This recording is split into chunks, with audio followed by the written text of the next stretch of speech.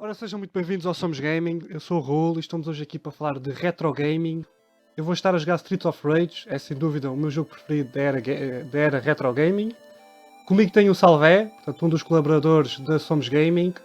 Salvé, como é que é? Estou fixe. Estou aqui Então- para ver se sabes jogar isso. Também jogaste Streets of Rage, não foi? Joguei. Várias vezes.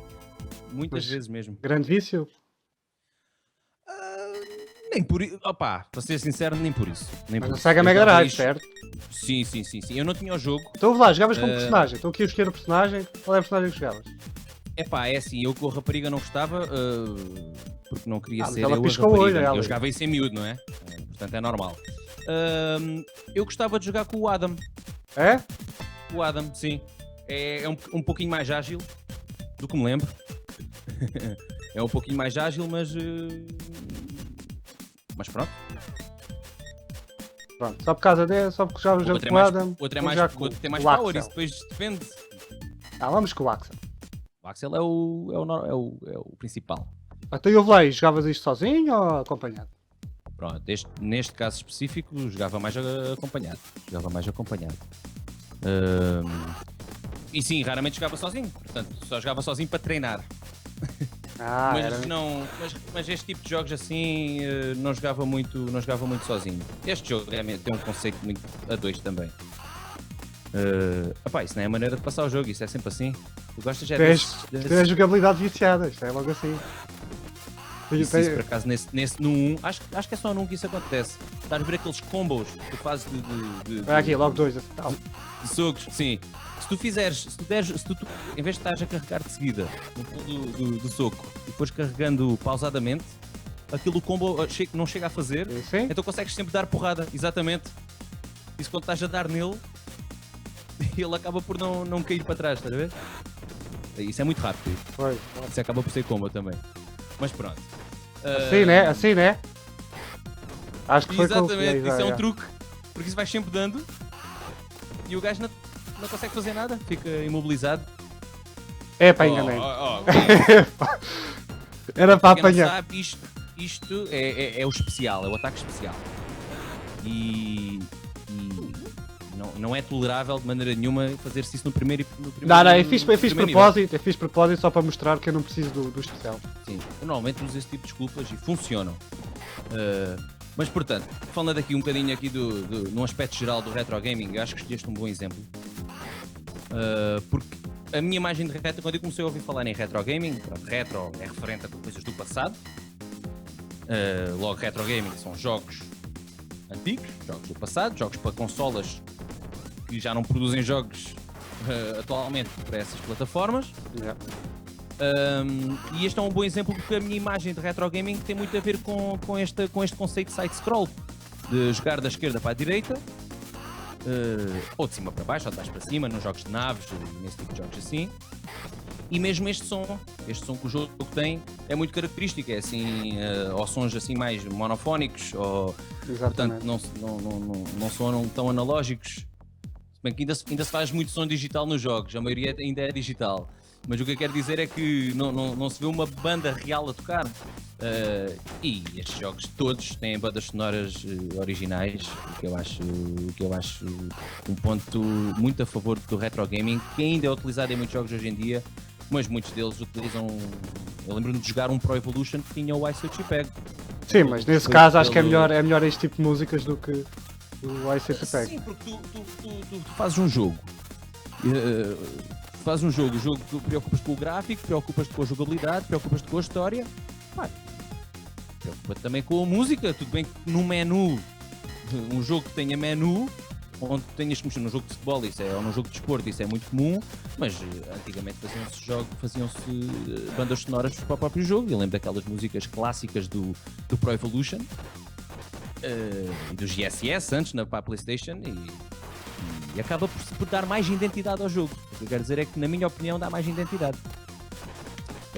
Portanto, o que eu considero retro tem muito a ver com o conceito deste tipo de jogo, assim tal como estamos a ver. O que é que isto quer dizer com isto? Os jogos atualmente têm muito um conceito de 3D, a visão é de trás, ou é em primeira pessoa, ou aproxima-se o mais possível da realidade, e neste momento, nesta altura em que se fez este jogo, é muito mais difícil recriar isso. A tecnologia era muito inferior. E então acabava-se por ter que se ter um pouco de imaginação para fazer este tipo de jogos. Uma imaginação usada de outra maneira. Não quer dizer que os jogos hoje em dia não tenham, não é isso que eu quero dizer, mas para recriar este tipo de ambiente tinha que se ter este. Por exemplo, estás a ver a zona onde estás agora, está ali a dizer Pine Pot.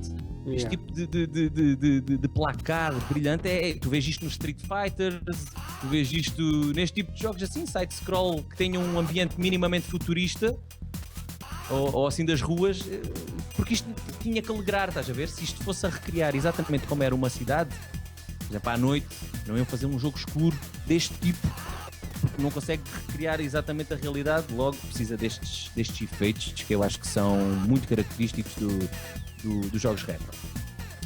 E então, para conseguir situar aos ouvintes onde é que eu ponho os jogos retro, eu ponho ali mais ou menos antes da PlayStation, antes da Nintendo 64, antes da Sega Saturn, apesar dessas plataformas ainda terem alguns títulos que simbolizam o retro.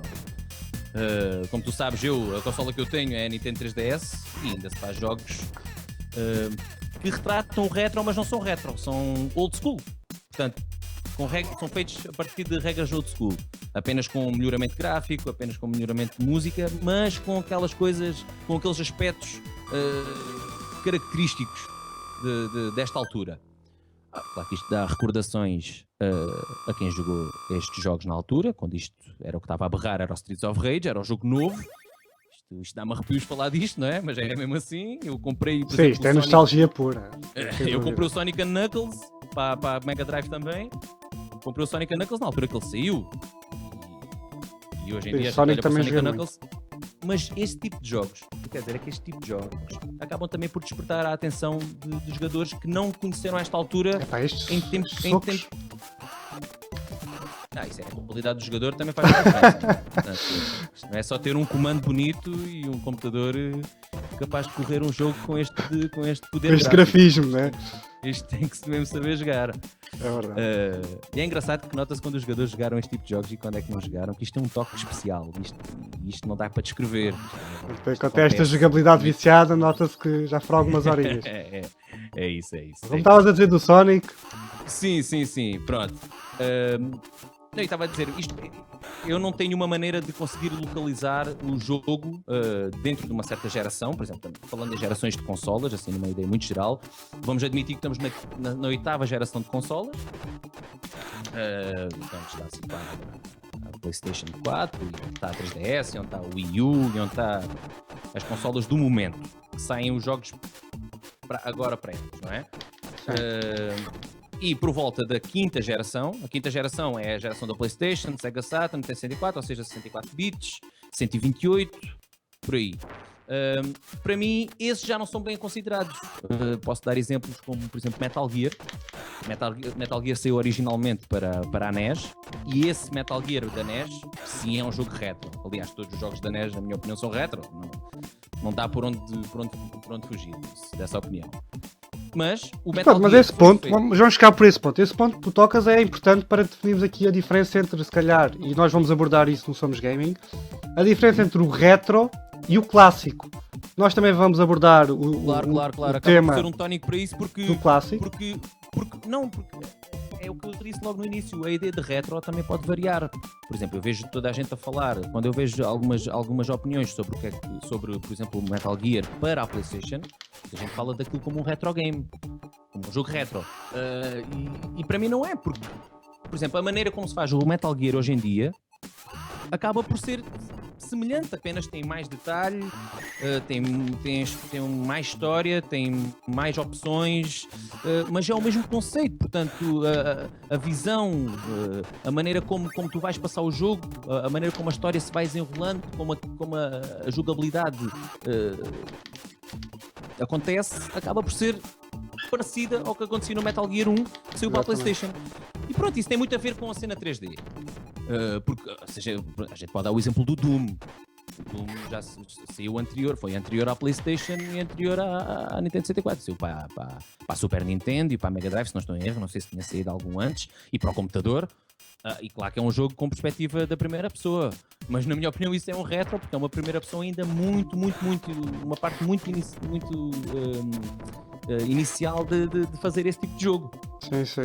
Mas, por exemplo, o Zelda, no caso do Zelda, o Ocarina of Time, que foi feito para a Nintendo 64, foi bastante inovador em muitos modos de jogo. Aquilo acaba por fazer uma divisão entre o que foi o Zelda para trás e o Zelda para a frente, porque hoje em dia são feitos títulos como Link Between Worlds, que recria um pouco o ambiente retro, mas não é um retro game porque é um jogo muito atual, estás a ver? Mas recria um pouquinho isso. Agora no Ocarina não, o Ocarina para muitos, porque é um jogo de 98 já lá vão 17 anos, mas para mim não é um jogo retro, porque aquele jogo podia ser feito hoje em dia, claro, com uma coisa ou duas a menos, ou melhor, diferentes, porque o gráfico hoje em dia é diferente, a tecnologia que hoje é utilizada para fazer os jogos é diferente. Mas aquele jogo podia ser um jogo mesmo atual. Sim. Se fizessem o primeiro Zelda, o primeiro que saiu para a NES, ou os Zeldas do Game Boy, Link's Awakening e os Oracles, eu acho que esse Zelda, se fosse feito hoje em dia, o pessoal dizia dizer o que é isto? Das duas, uma. Ou isto é para imitar o que foi feito para trás, logo tem que haver um tutorial, no caso do Zelda há, e no caso do Metal Gear também, ou então estes gajos não sabem fazer jogos, isto não é nada de agora. Pronto. Mas isso também estamos a falar de franchises com milhões e milhões de fãs, e a opinião acaba sempre por se dividir face ao que é considerado retro, ou o que é considerado clássico, ou o que é considerado jogo mais moderno. Porque se formos por aí, o que muita gente pode estar a tirar da minha opinião, então este gajo pode estar a dizer que desde a PlayStation que não se faz nada de novo. Não é bem isso. A inovação não é feita... Também acaba por ser a tua opinião, né? E temos de ter isso em a conta. A própria inovação vai-se inovando. A maneira como inovar também inova. Também tem que se inovar a maneira como inovar. Sabes o que eu quero dizer? E mesmo a própria forma como se olha para o retro não é todo igual, né? Antigamente o esforço era muito sempre a nível gráfico. Hoje em dia, já há alguns anos para cá, percebe-se que o gráfico não é tudo, porque hoje em dia o que não falta aí são gráficos. Acho eu. É a maneira como o gráfico é utilizado, o detalhe gráfico, e nesta altura, com pouco, se fazia estes pormenores deliciosos, que eu nem consigo agora, estou a falar de tanta coisa que nem consigo estar a prestar grande atenção aos Streets of Rage, mas há muitos pormenores que tu vais vendo ao longo do jogo, que tu dizes, um jogo retro tinha isto, porque era isto que fazia aquele sorriso na cara do jogador, dizer, olha lá estes gajos o que se lembraram. E hoje em dia retrata-se muito a realidade. Logo, esse tipo de coisas têm que ser incluídas no diálogo, por exemplo, ou em opções extras. Por exemplo, nessa altura tu tinhas 3 botões, ou tinhas combinações de botões. Até aí era difícil também criar muito mais do que para aquilo que se fez. Mas pronto. Na Mega Drive acaba por ser a minha praia. Sim, também é a minha, também é da minha geração, a Mega Drive. Claro, porque é isso. A primeira consola que eu joguei foi uma ZX Spectrum. Ainda é uma geração um pouco atrás da Mega Drive. A diferença é abismal, mas pronto, passou-se tudo tão rápido naquela altura. Mas o meu pai comprou uma por volta no final dos anos 80 e foi a primeira consola que eu experimentei. Mas não era contemporânea, portanto não via ali uma coisa atual. Os meus amigos já tinham a NES ou já tinham a Mega Drive, e eu não era com os DC Spectrum que eu ia dizer que isto é a consola do meu tempo. Portanto, a Mega Drive é mesmo a minha praia. E foi onde eu comprei os primeiros jogos. Saiu agora, vou comprar agora. O Sonic Knuckles, como te disse. O Sonic 2 acabou por me dar um familiar, mas comprei o Sonic Knuckles, comprei o Dragon Ball, o jogo do Dragon Ball Z em francês. Eu penso que só foi feito em francês e em japonês. Mais títulos, o Sonic 3D. Olha, aí está, um jogo que é retro e é 3D. Mas os Sonics atuais são muito mais parecidos com o Sonic 3D do que com o Sonic 1, 2 e 3 e o Sonic Knuckles. Que são jogos, pronto, ali é que está o Sonic. Aliás, agora o último jogo que saiu para a 3DS foi o Sonic Generations, como não sei se ouviste falar, que é um Sonic que recria o ambiente anterior, ou seja, tu jogas com um Sonic novo, mas podes ir aos níveis antigos. Portanto, há toda essa todo esse ambiente muito próprio que fez com que esses títulos não pudessem inovar completamente. Por exemplo, o Super Mario acabou por fazer o Galaxy, o Super Mario 3D Land, ou mesmo o Super Mario 64, anterior ainda, mas eles continuam a fazer Super Marios com a base de jogo do primeiro Super Mario Bros. Ou seja, side-scroll, aquelas coisinhas, aqueles pormenores pequeninos que fazem com que o jogador se lembre que aquilo é Super Mario. Super Mario é para continuar a ser Super Mario, não é fazer um jogo diferente e tirar-se tudo aquilo que foi feito só porque atualmente não se faz jogos daquela maneira. Pronto, e depois também há os defensores do retro aficadamente que não conseguem sequer jogar um jogo novo, e há aqueles que olham para o retro. Eu estou a jogar ao FIFA 15 e já estão a dizer: estás a jogar ao FIFA 15? Com o 16G jogas ao 15. Isso acontecia muito com os Pro Evolutions. Eu gostava mais do Pro Evolution 3 do que o 4, e tinha amigos meus que me diziam: mas tu, em vez de jogar ao 4, que está atualizado e que tem opções novas, mas eu gostava mais do conceito de jogo do 3. E pronto, isto é sempre muito difícil, divide sempre muitas opiniões, é sempre muito difícil arranjar pessoas que concordem nos pontos todos, e neste assunto do retro é mesmo uma discussão aberta. E pronto, o que eu gostava muito, o aspecto que eu mais gostava neste tipo de jogos é mesmo aquele facto dos tutoriais. Tu viste como começaste o jogo. O jogo tinha uma história, um pouquinho ali ao início. Mas entra logo em ação, não há cá. Entras logo em ação. Não há cá espaço. Exatamente. Aprendes a levar na boca, é mesmo da street. Aprendes a levar na boca. Carregas logo no A para ver a polícia. E depois percebes: isto afinal era uma ajuda. E eu utilizei logo isto. Exatamente. Sem estar um inimigo sequer no meu range. Por isso, pronto. Isso era muito bom, porque acabavas por entrar no mundo de maneira diferente, sem terem que estar ali a explicar como hoje em dia se faz, e até em títulos muito bons, que é uma coisa que às vezes me chateia. Por exemplo, eu vou passar um jogo pela segunda vez, já sei como é que o jogo se faz, e alguns tutoriais já não dão para saltar, ou não dão para dizer: ok, eu já sei isto, deixem-me jogar, vou tentar passar o jogo o mais rápido possível, ou vou... Não, tens de estar ali a levar com o tutorial. E nesta altura isso não existia. Porque tu tinhas que utilizar toda a tecnologia que podias para que o jogo fosse do espaço necessário para a consola conseguir correr. E pronto, e o aspecto do cartucho... Mesmo a mística dos mapas, como já estamos no terceiro mapa aqui, podemos ver que cada mapa tem a sua mística. Exatamente, tem logo um ambiente logo próprio para, por exemplo, se quiseres falar: o segundo nível qual é que é? É aquele que tem água. Hoje em dia, o nível que tem água, a água existe por todo lado. Isto agora dá para recriar tudo e mal uma coisa. E havia assim o nível da água, o nível da floresta, o nível não sei o quê. Isso era muito, muito visto nos jogos retro. E pronto, opá. E acaba por ser uma idade muito, muito, muito engraçada. Foi muito bom ver a evolução dos jogos até agora. E nesta altura o pessoal emprestava os jogos. Hoje em dia tu gostas do FIFA, a gente tem que ter o FIFA. Naquela altura tinha que comprar o FIFA e tu compravas o ISS. Pronto, tu ias para a loja, para além da internet também não estar. Aí está, a tecnologia, não estou a falar só da maneira como se faz jogos ou como se faz consola, mesmo da maneira como a informação é dada, como a publicidade é feita, como a evolução da internet. Portanto, isso tudo influencia a maneira como o gaming se vai desenvolvendo. E naquela altura tu chegavas à loja e dizias: olha, deixa lá ver qual é que é a capa mais bonita. E compravas o jogo, e às vezes o jogo era muito bom, às vezes o jogo era muito mau. E às vezes compravas um jogo ou oferecia-te um jogo que tu dizias: o que é isto? Depois ias ver: grande jogo, estás a ver? Pronto. E agora não, eu pelo menos antes de comprar um jogo vou logo ver um preview ou opiniões, sem levar grande spoiler, mas tentar saber o que é que vou comprar, porque para além do dinheiro ser uma coisa cada vez mais rara, pelo menos em abundância, eu acho que o conceito de jogo está muito diferente. Agora tu compras uma consola, é assim, eu até me distanciei bastante do que é que se faz hoje em dia. Logo, para saber falar sobre retro, também tem que saber um pouco do que se faz hoje em dia. E eu acho que até nem sei o suficiente, porque não tenho mesmo uma PlayStation 4 ou uma Xbox 360. Mas isso has de me saber responder tu. Os jogos dá para trocar se eu tiver uma Xbox 360? Sim, dá para trocar, mas já não é a mesma coisa. Eu percebo aquilo que estás a dizer, portanto, essa questão de trocar jogos, até mesmo agora com a era dos jogos digitais, isso já não é possível. Portanto, através de jogos digitais já não dá para fazer isso. Dá para fazer então partilha de contas, mas é algo diferente, que tira aquela essência do emprestar um jogo, do trocar jogos. Pronto, já não é a mesma coisa, mesmo com a partilha de contas.